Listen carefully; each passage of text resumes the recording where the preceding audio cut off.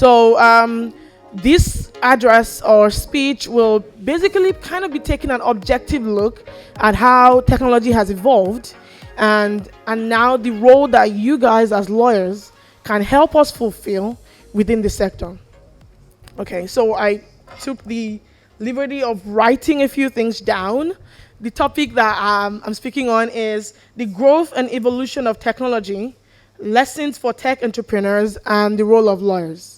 Right, so over the past few years, like I explained, we've seen technology grow from just e-commerce to frontiers like robotics. Even here in Nigeria, artificial intelligence, we're pushing bounds, automating everything from customer service to even the law. We have people who've begun, like garnered partners, to actually practice law for cybersecurity, sectors and topics that are relatively new to Nigeria. But technology moves faster than regulation, and therein lies the issue that most young people face with regulators. Now, on the other side of technology, we understand that tech brings risks, right? The research from Gartner predicts that 1.8 million human jobs will be lost to artificial intelligence by 2020 worldwide. And that's not speaking about informal jobs. That's just the jobs that we can count. That's just the jobs that people go to 9 to 5. And this stems from the fact that AI can automate mundane jobs, putting many people out of work. And from a regulatory standpoint, I think that I can reliably say that regulators are not trying to impede technology. But there are some important questions that we certainly don't have answers to yet.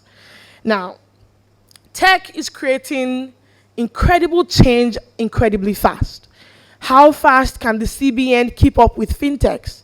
Right? There is a new fintech company launched in Nigeria every month with a different side to the business, whether it's lending, whether it's insurtech, whether it's saving, whether it's investment. All of these companies want to be regulated. Most of these companies don't know how to be regulated. They don't even know what laws apply to them. Why? Nigeria currently lacks a regulatory sandbox for financial technology services.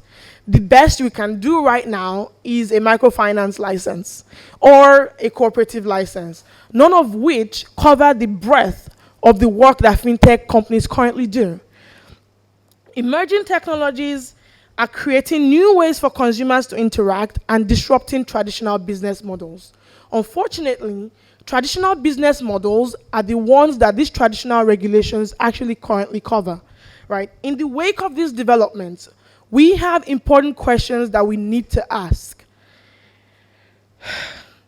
How can we best protect the people and the traditional businesses while allowing these businesses to flourish? That's the question that we should be asking. I don't know that we're asking it currently. I don't know that the government is willing to answer that question, but that's the only way that we can marry the existing regulation, the existing legal framework, and the really, really incredibly evolving world of tech. Now, you guys as lawyers are left in a very interesting position. Alignment, right? Like, we have a firm who actually is sponsoring this event today, DOA, right? DOA is our company secretary. And so every time we come up with a new idea or a new feature, then as tech people, we work how lawyers would say backwards.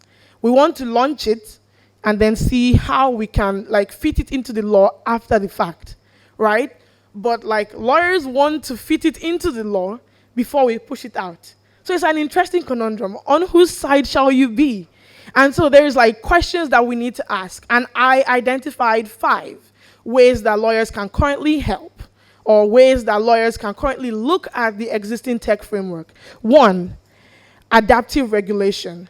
How can we shift from regulate and forget to a responsive, iterative approach to regulation, where we don't have laws that have been left unchanged and unupdated for years until we have people who are flagrantly flouting it, and then you have to shut down progressive businesses before we can move forward. Regulatory sandboxes. How can we allow people prototype and test new approaches by creating sandboxes and technologically but legally compliant accelerators.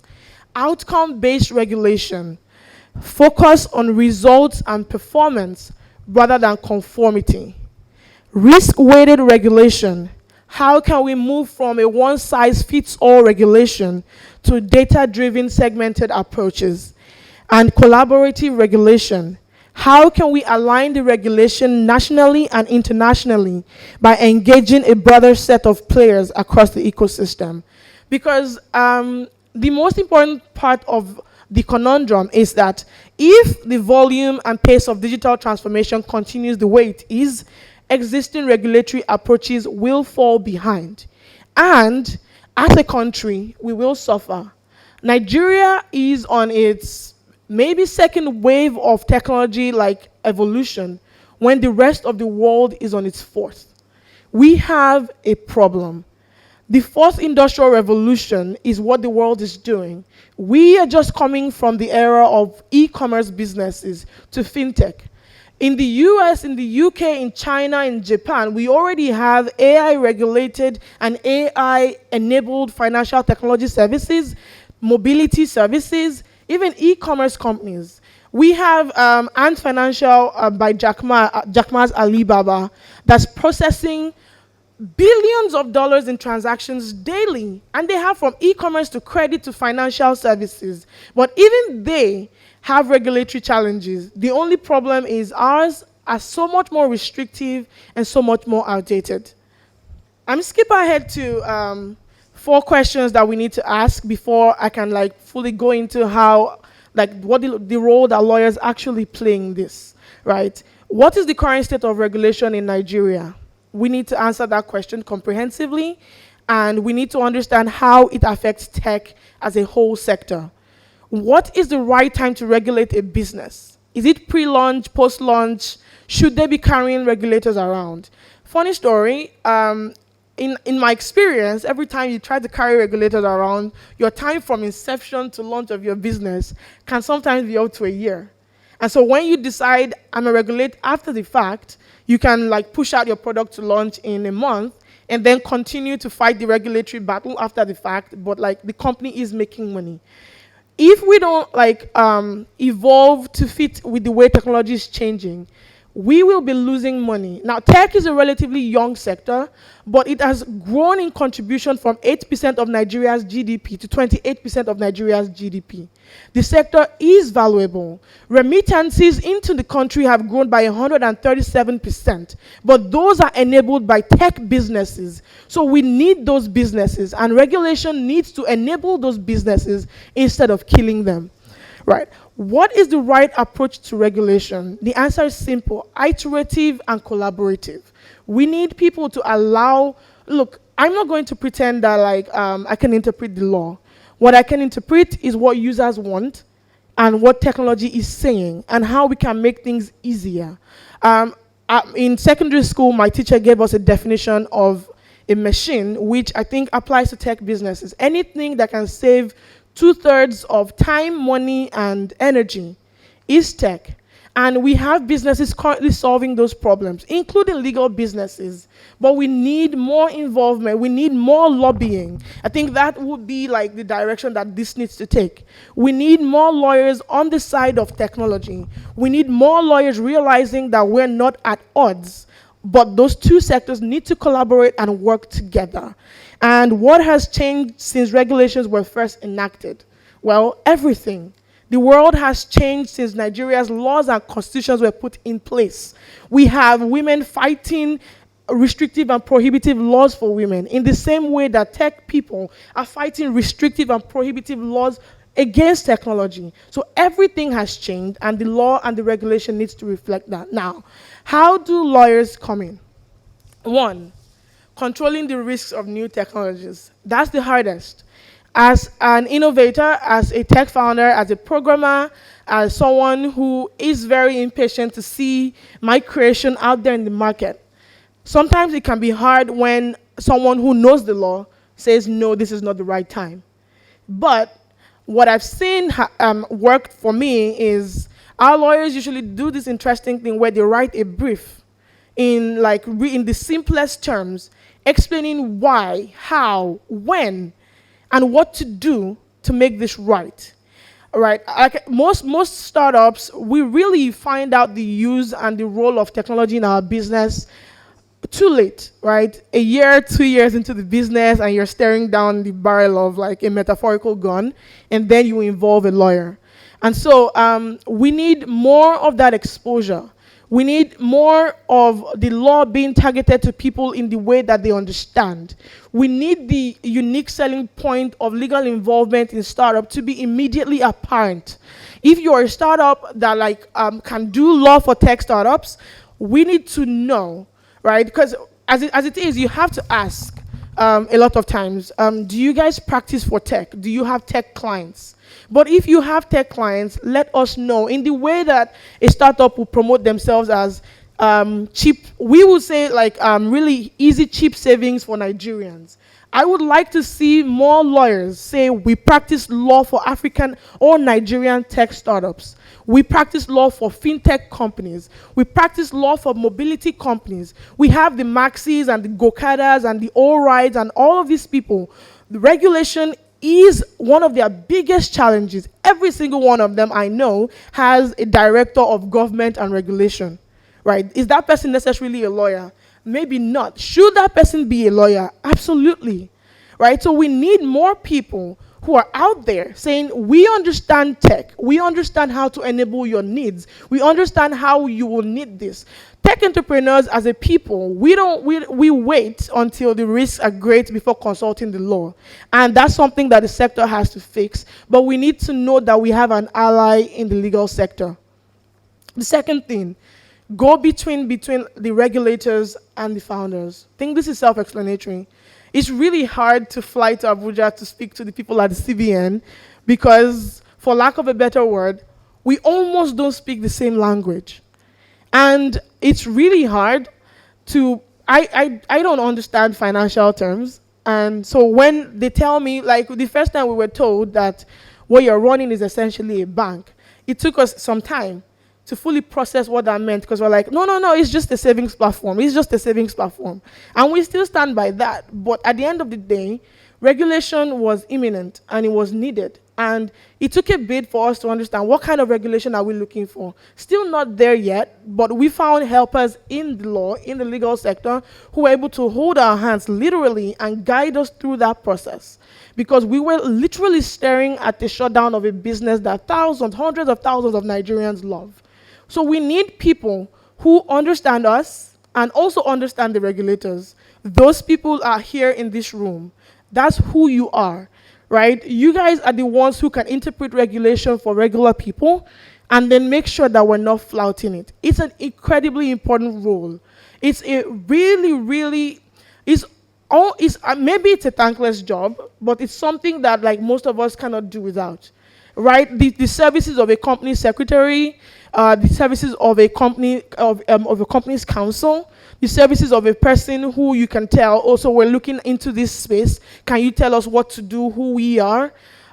We just really need someone who stands between us and the founders. For too long, we've had unproductive conversations where both sides are not hearing each other.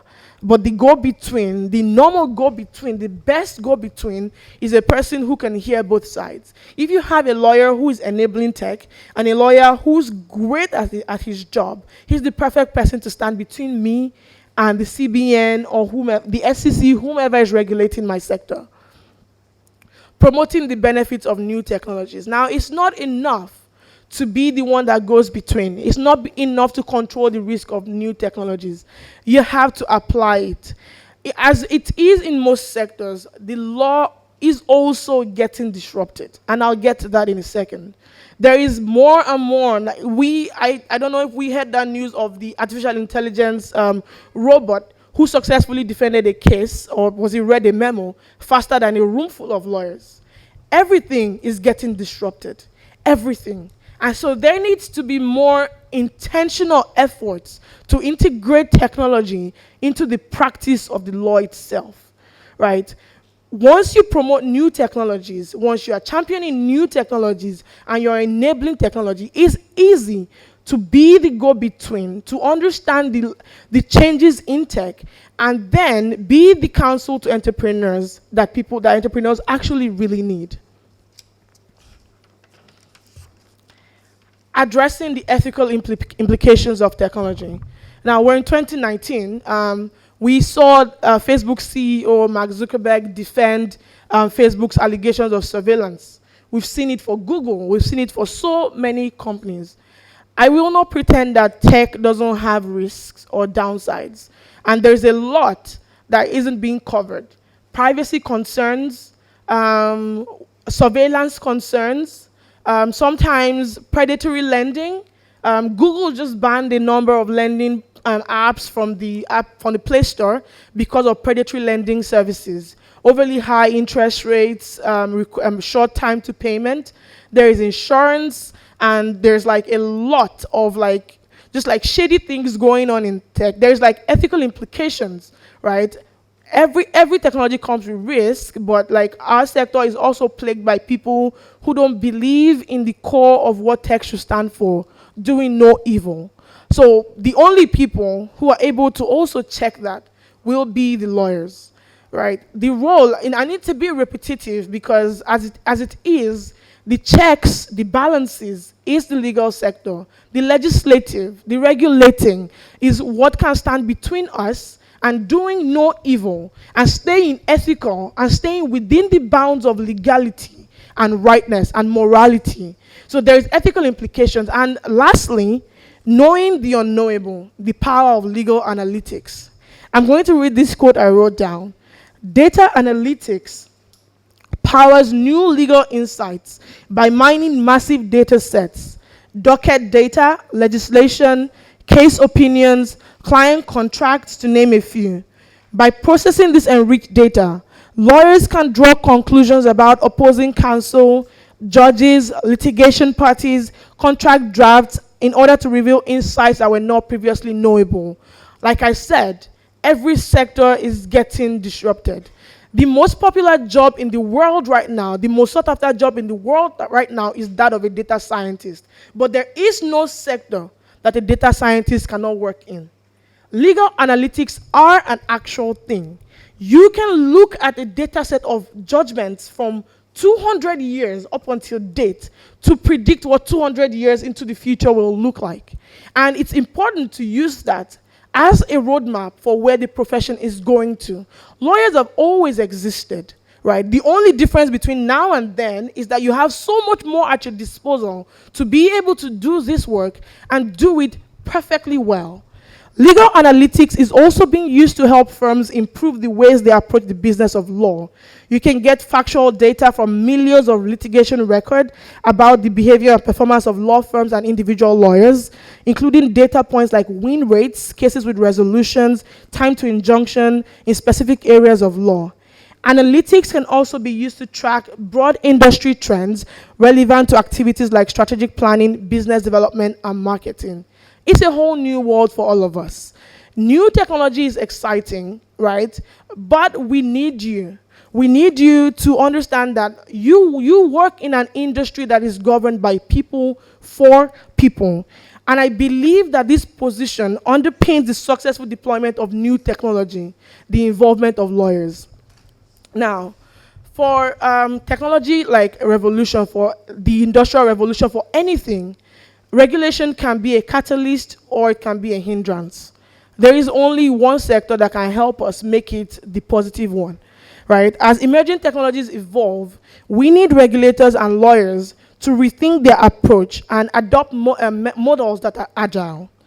Augmentation is the way to go, and I'm hoping that all of us, lawyers, regulators, people who are just like allies of both sectors, can decide to not resist technology and instead take charge. Thank you.